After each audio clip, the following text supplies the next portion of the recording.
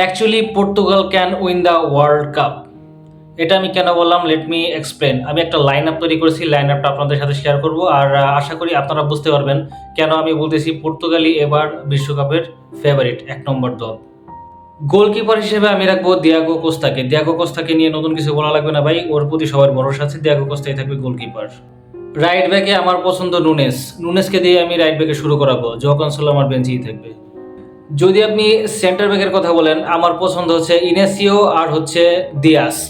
Manchester সিটিতে খেলায়, একজন পর্তুগালের লিগেই খেলায়, তো এই দুজনের পরে আমি ভরসা রাখবো। আর যদি আপনি লেফট ব্যাকের কথা বলেন ভাই, লেফট ব্যাকে নুনো ম্যান্ডিস, ওয়ার্ল্ডের বেস্ট লেফট ব্যাক এই মুহূর্তে নুনো ম্যান্ডিস, পিএসজির ব্যাক টু ব্যাক চ্যাম্পিয়ন।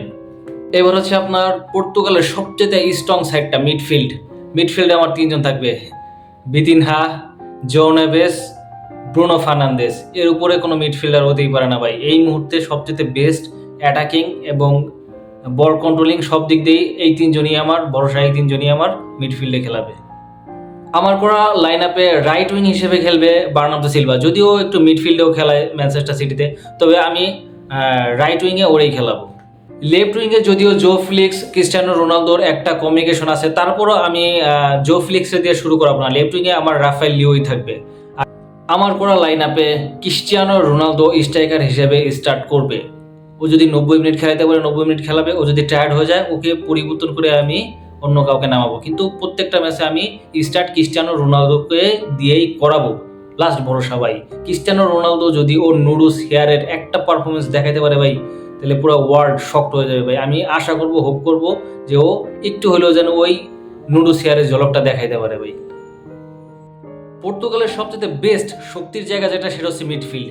পর্তুগালের ইতিহাসের এই টিমটা দেখে আমার সবচেয়ে বেশি শক্তিশালী মনে হচ্ছে ভাই। পর্তুগালের টিমে এর আগেও ব্রুনো ফার্নান্দেস, বার্নার্দো সিলভা, এরা ছিল, কিন্তু ভাই এরকম একটা টিম কখনো ওরা খেলতে পারে নাই। ওদের সাথে সবসময় রোনালদোর সাথে কিন্তু একটা পার্সোনাল ক্লাশ বা কোনো কিছু একটা ঝামেলা চলছে। আমার মনে হয়েছে যে ব্রুনো ফার্নান্দেস ওইভাবে রোনালদোরে কেয়ার করে না, কিন্তু এই বছরটা দেখেন ভাই, রোনালদো কিন্তু বুড়ো হয়ে গেছে, রোনালদোর এখন ক্যারি করা লাগতেছে। আগে রোনালদো টিম ক্যারি করতে, এখন রোনালদোকে ক্যারি করা লাগতেছে। তারপরে মনে করেন যে ওরা সবাই হ্যাপি। বিদিনহা বলেন, ব্রুনো ফার্নান্দেস বলেন, বার্নার্দো সিলভা বলেন, প্রত্যেকের কন্ট্রিবিউশন আছে টিমের প্রতি। এই জন্যই আমি আশাবাদী এবারের ওয়ার্ল্ড কাপে আপনার পর্তুগাল প্রবল সম্ভাবনা রাখে ওয়ার্ল্ড কাপ জেতার জন্য। দেখা যাক, শুরু হয়ে গেছে ওয়ার্ল্ড কাপ, কি হয়।